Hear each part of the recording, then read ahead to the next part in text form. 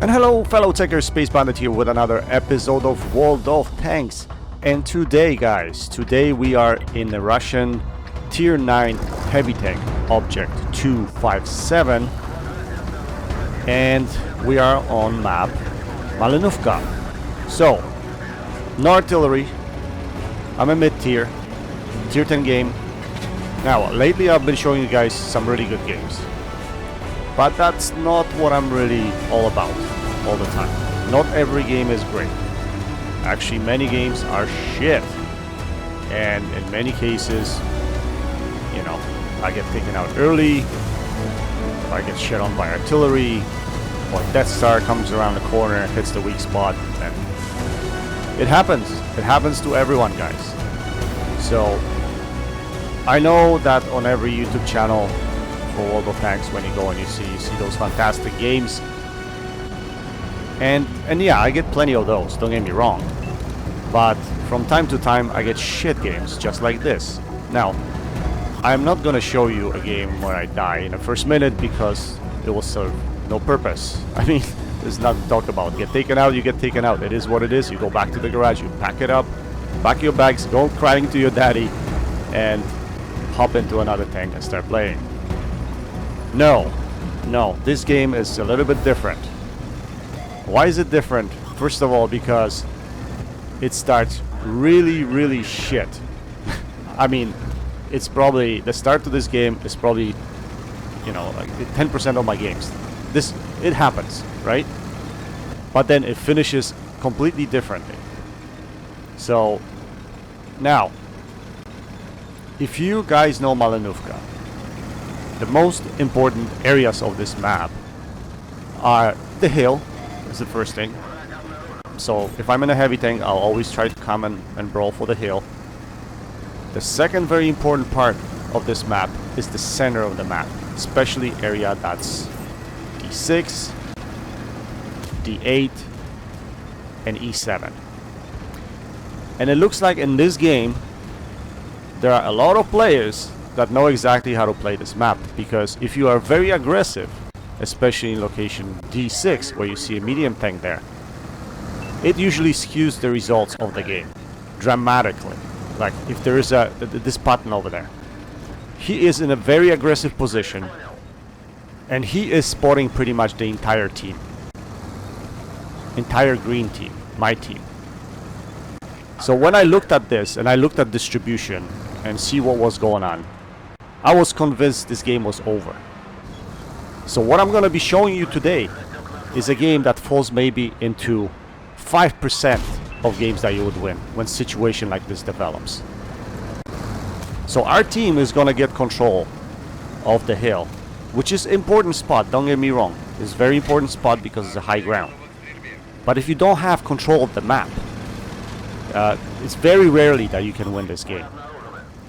So as you can see, I have done absolutely nothing up to this point. Nothing up to this point. And it's going to continue. Because even though I do like this tank, it has very nice mobility, it has very nice alpha, it has pretty good penetration. But the gun, Russian gun, is so troll. And in some games you will hit all of your shots, or 90% of your shots. And in some games you won't hit anything. So, in this game, this is exactly what happens. Get that in mind, guys. I'm not going to be showing you all the best games all the time, but some of these games serve as really good lessons as to, you know, what to do, how to play, and how to trying to get out of the situation, even if it's the worst case scenario. So, as I thought, we already lost the whole field. We lost everything. The only area that we have won is actually this area here. So now we're trying to put a shot into this waffle. He's running frantically. And of course, my gun decides to troll me. This hook shot goes to the left side of the waffle and I don't hit him. So we're gonna try to do this again. And it looks like I do hit him. This time he goes dark. I do hit him. But it's only a critical. So that's what I'm talking about. I don't hit my shots. I hit criticals. I do too much auto aim. But I'll explain it later. I mean, in some cases, like this. Look at this shot. Horrible. I should have backed up another 2 inches and I probably would hit this shot, right? But it wasn't the case. So yeah, a lot of rust. Second, it's just lack of concentration. And those things happen. It happen to everybody. But it can happen to anybody. So at this point in time, we're losing really severely. It's 5 to 10. We have only 5 tanks. They have, what, 10, 11? So at this point, I thought, okay, this game is done. So all I was thinking at the moment was, okay, I just want to stay in this pocket here. Stay with my STI. We'll try to defend this side of the map. So if there's any Reds trying to climb this hill, basically, we won't let them, right? And at this point, I was just hoping that the Reds are not going to cap, that they're just going to come and try to charge us and take us out of the game. So what I'm doing here is I'm actually poking over the ridge and taking quick snapshots. The reason I'm doing that is because if I get tracked on top of this ridge, yes, I do have a repair kit still, but if I would get tracked, and look at how many tank destroyers is remaining, including a Death Star on the opposition side, that would be trouble. So yeah, I'm not hitting my shots, and this tank is pretty horrible when it comes to accuracy. So snap shooting is not recommended, if you know what I'm talking about. But it turns out we have a very fantastic backshot player in our team, and he's the one that pretty much carries this. He's on the left side right now. You don't see him, just in the corner there. So he managed to dispose of both of the light tanks on the enemy team, and that's critical. That's critical. Getting rid of light tanks on the map like this is the most important thing. So now I was thinking to myself, I have done absolutely nothing in this game. But it's not over. We can still do this. Even though we were completely outnumbered at one point in time, we can still do this. So we put a shell into the streets fund. In the meantime, look at our STI. Now that guy is my hero. What does he do? He goes into decap. You would have thought the game was lost. Not if this guy was still alive. No, it's not. So can we decap? Only few seconds left. Type 4 disappears. Can we put a shell into him? Yes, we decap. And we get to live another day. It's not over until the fat lady sings. Unfortunately, STI sacrifices his life. Rest in peace, my friend. So all of a sudden, it's 2v3. So it's me that hasn't done anything in this game yet. Our epic backshot player, who has so far carried this for us. And 3 remaining tanks. There's a Waffle, there's a Death Star, and Type 4 Heavy. So the Waffle is crossing the field. I don't know what he's doing. And there goes the accuracy of this gun. Yeah, it's absolutely phenomenal. Absolutely phenomenal accuracy. And that's what's been happening most of this game to me. So now he hides behind the wreck, but I know he's there. I know he's still there. So we take him out of the game and we bring this game closer. So can we do this, guys? From a 0 to a hero. Can we be a hero in this game? Even though we were 0, complete 0 to start. Let's see. So at this point we don't know where Death Star is. But Type 4 is capping. We have to reset as quickly as possible. Now I have to be wary of the Death Star. So even though I had a shit game, I'm still thinking here. I'm like, I gotta find myself a position where I'm not exposed too much. Maybe between those 2 ridges. Then maybe I can get a shot at this Type 4. Now, we're almost capped out. 11 seconds, 10 seconds, 9 seconds. Can we put a shell into this Type 4? I want to make sure I aim. We put a shell and yes, we decap. Back to 138, 137. So that gives us a chance to possibly still win this game. So Type 4 is looking at me right now. But our backshot friend is gonna try to go around the Type 4. So Type 4 is gonna switch his attention to a backshot. And he gives me sight of his turret. So we put a shell into him, and hopefully our backshot can take him out, and he does. And all of a sudden, from losing this game badly, and me being a 0, we ended up partially clutching this game. So what's next? Our butchat friend says he's reloading. And he's on a sliver, just a slither of health. So I have to take all the hits for him right now. But I'm gonna need him to provide the view range. My tank has 0 view range. I mean, it has view range, but it's not very good. Let's put it that way. Actually, I'm not sure, but I think... Yeah, I'm pretty sure Death Star would outspot me. So we don't know where the Death Star is. I haven't seen him all game. I really don't know where he could be sitting. So I'm gonna try to hang around here and wait for our butchat to spot. Once he gets into the field, into the middle of the field, maybe he can pick up a spot. Death Star's definitely not here. He's definitely not on a hill. And there he is, butchat spots him. I can't get a shot at him. So what we're gonna do is we're gonna scoot over to the left side and see if we can put this Death Star in a crossfire. So as long as our butchat friend can remain alive and we can provide crossfire, we can definitely take this Death Star out of the game. So I get myself in a better position. I see Death Star crossing the field. Can we put a shell into him? Is the gun gonna work? Yes, it does. Actually, we put a big shot, 465 roll, very nice, into him. And we're gonna continue progressing. Hopefully we can spot him this time. And get some spotting damage at the same time. And get something out of this game. But no, butchat spots him. We see the Death Star, but we don't have a clean shot, waiting until his turret turns. And yes, we take him out of the game. And we salvage the game that was completely bollocks. Let's take a look at the end plates.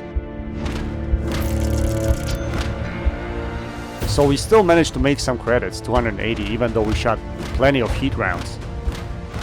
We had 3.7k damage. Can you believe it? 3.7k damage. Out of something that started really shit. Like, I had no damage almost for the 2/3 of the game, pretty much. Our butchat friend carried with almost 7k damage. Congratulations to him for a fantastic game. He did absolutely amazing. Without him, we would not be able to win this game. And the only reason we won this game was because of him. So I have to give him props, and I did send him text at the end of the game. So what are the lessons learned from this game? First of all, don't get discouraged. If the game doesn't go your way from the beginning, think positive. Try to conserve your hit points. And maybe, just maybe, there's another good player on your team that can carry you on his back and you can help out. And that's exactly what happened here. Even though I had nothing going for the first 2/3 of the game, I conserved my hit points and I helped my friendly carry at the end. Anyway guys, I hope you enjoyed this video. Go slap that like button, check out CloneGuy72 and Got a Dinghy. That's it for now. Until next time, happy tanking, Space Bandit checking out.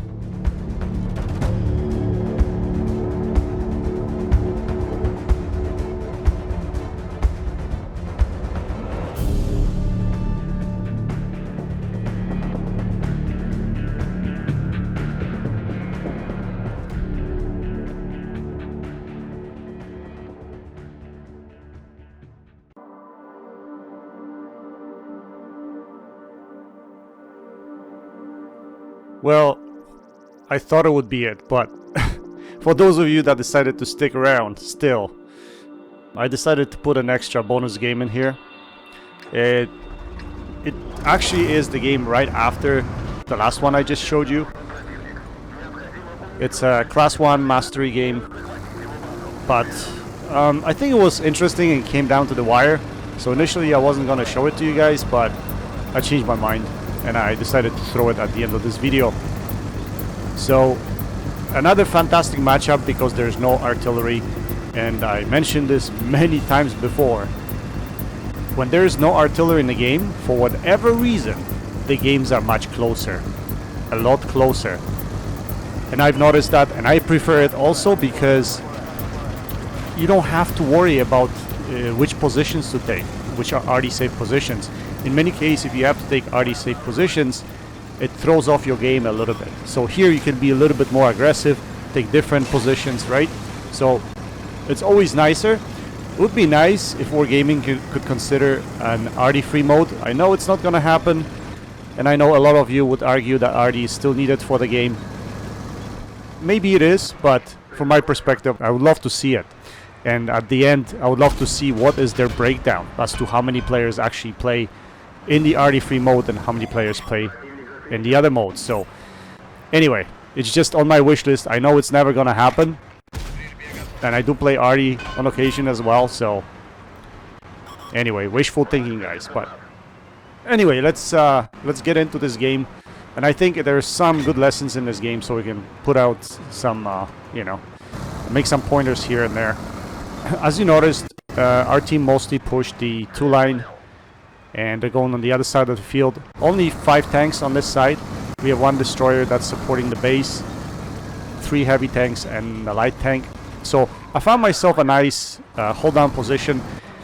And with Russian tanks, you have to look at small ridges, so that only your turret sticks out. And because, you know, Russian tanks don't have much gun depression, you really need to find sort of flat ground with little imperfections here and there. That's the only way to play those tanks, because if you do expose your hull, people will penetrate it, especially at tier 10.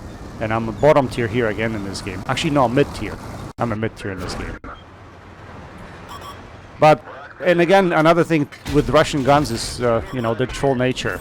The miss shots all the time. And so, usage of heat is strongly recommended.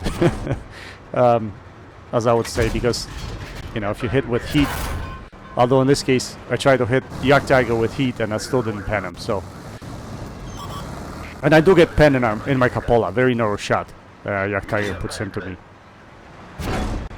So yeah, I found myself in that position, and from here, because there's no RD, I can easily stay here. If RD was in play, I would have to basically be really careful, back up, change positions, full RD, make a couple circles, come back, disappear, go dark for a bit, you know. That's the difference in playstyle, definitely. So on this side, I see that there's tanks being engaged in the middle. I see this waffle. So I probably should have changed to HE here, but, you know, I didn't want to lose my rate of fire. So I stayed with the same shells. I was hoping that I can put another shell into him, but he does disappear behind the building, so I can't do anything here. So at this moment, I decided to join these tanks in the middle, see if I can maybe put a few more shells into this waffle. So what I'm gonna do is scoot in the middle, because if my tanks in J8 would have made their move over further to like J9, J0, I would have probably went with them, but because they're stagnant, they're just sitting there, I decided not to go myself, right? So in that case, I decided to join all these guys in the middle. It's just a weird distribution at this point. On this map, I never see it, to tell you honestly. There's so many tanks fighting in the middle here that it usually is not the case. I mean, on this map, usually the battle happens on both flanks, but not really in the middle, so that's really strange for me. So I'm kind of hesitant, don't know what to do. I'm looking for shots at the bat chat. I'm hoping that I can get maybe a clear shot in between the buildings here, but it doesn't happen. So I'm still thinking whether I should kind of try to come from the right side, or whether I should go to the left side or through the middle of the map. This IS-4 decided to go through the middle, so my first thought was, okay, why don't I join him and go through the middle? But then I decided, no, it makes no sense. I'll be front-facing tier 10s, so it's better to probably flank from the other side. So I asked the T95 to follow me. Hopefully he can come with me and we can both flank from this side. And in case of being T95, it's good to have some protection with you, right? So if you're left on your own, obviously you're gonna get in trouble because people are gonna flank you, go around your back, hit you in the side, hit you in the back. You want to be facing tanks frontally. So when you're a tank destroyer like T95, it's always good to have a friendly with you.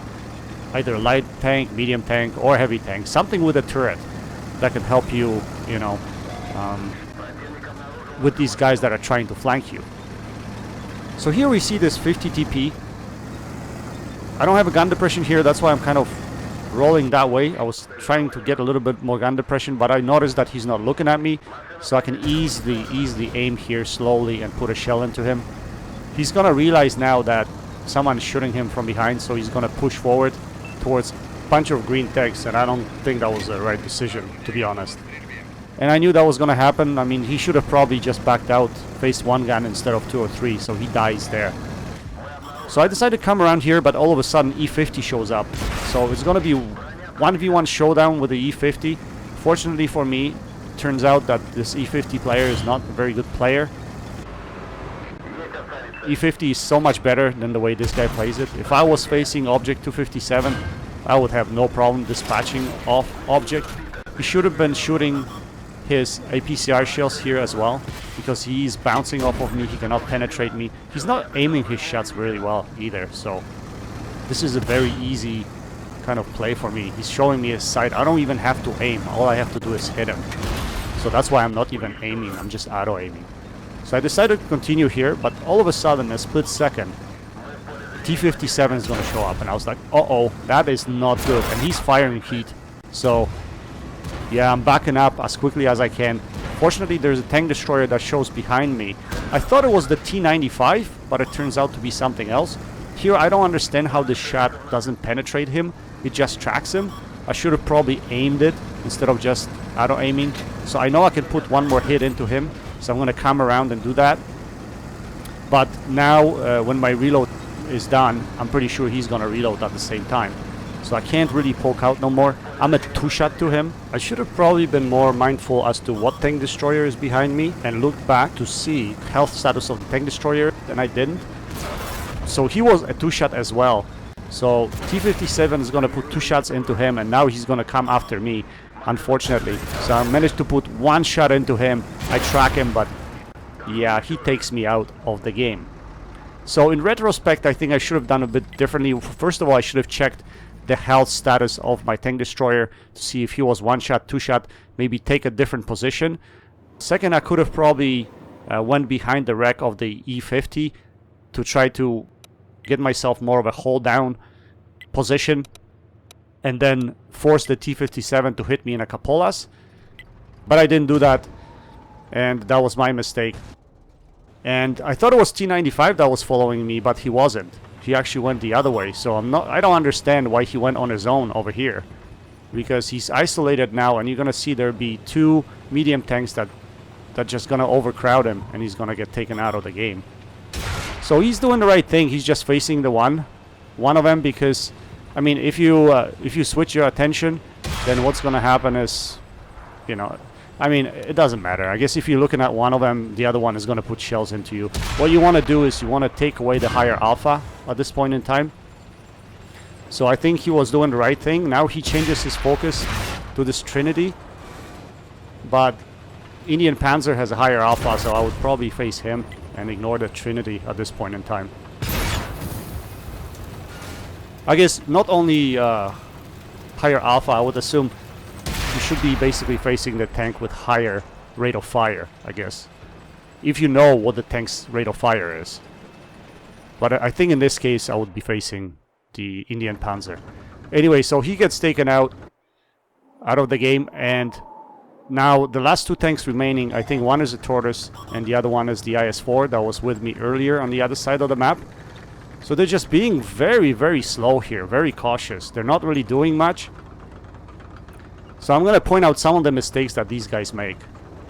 That if I would play and I wouldn't make those mistakes, hopefully I wouldn't make those mistakes. Although in game anything can happen. Sometimes you just, you know, you have brain fart here and there and you don't play right. But first things first, these 2 guys should be hanging together. Tortoise has no turret. So obviously, if he's crowded by the platoon of the 2 medium tanks, he's going to probably have a tough time. So... and I don't know what this IS-4 is doing. Why is he afraid of this Tortoise? I have no idea. So as you can see, the medium tanks are already putting shells into the our Tortoise. So I don't know where they are. They're not spotted at this point in time. But our IS-4 decided to be a hero. So he started, you know, making a move. And finally, he should have probably done that earlier. So he's gonna go behind this hill.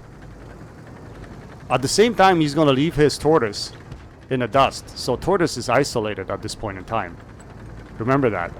So here, the mistake that he makes. So the first thing is great. The first move is great. He pokes around the ridge and he puts a shell on the tortoise. But I don't understand why he came out from behind the ridge. He was hull down. He had a very good position. He could have been just sitting there and hitting the tortoise's cupola. And here he was risking being taken out. Actually, he's very lucky that he's not taken out by this tortoise. And tortoise flaps his shot. And IS-4 takes him out, hitting his cupola. But again, he's very lucky here. If he stayed behind that ridge, he could have easily taken out the tortoise without losing any HP.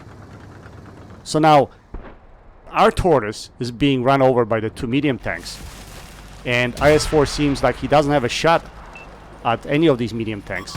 So our tortoise is isolated. And I was thinking here, okay, I think we're going to lose this game. Well, I mean, tortoise is going to be easily taken out by these guys. But fortunately, he takes one of them out. And then the other guy is scrambling. Now here, tortoise makes a mistake. He should have stayed between the buildings. Because he is... If you're a tank destroyer, never, guys, never rush a medium tank. It's never going to turn out good for you. Because the medium tank has better mobility.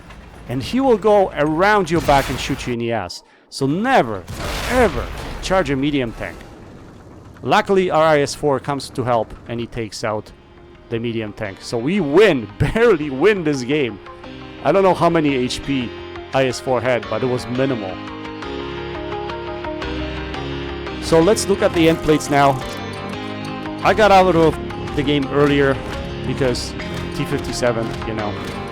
But we managed to put out 4.2k damage. Well, nothing excessive, just a normal game in this tank. But we did get Mastery 1 with 10 penetrating hits. We finished second on the team, even though we were out of the game early. We still finished second on the team with 15-13 base XP. Tortoise finished first, and IS-4 finished last. Anyway, guys, I hope you enjoyed this. Like I said before, check out Pongai72 and Got a Dinghy. That's it for now. Space Bandit, out.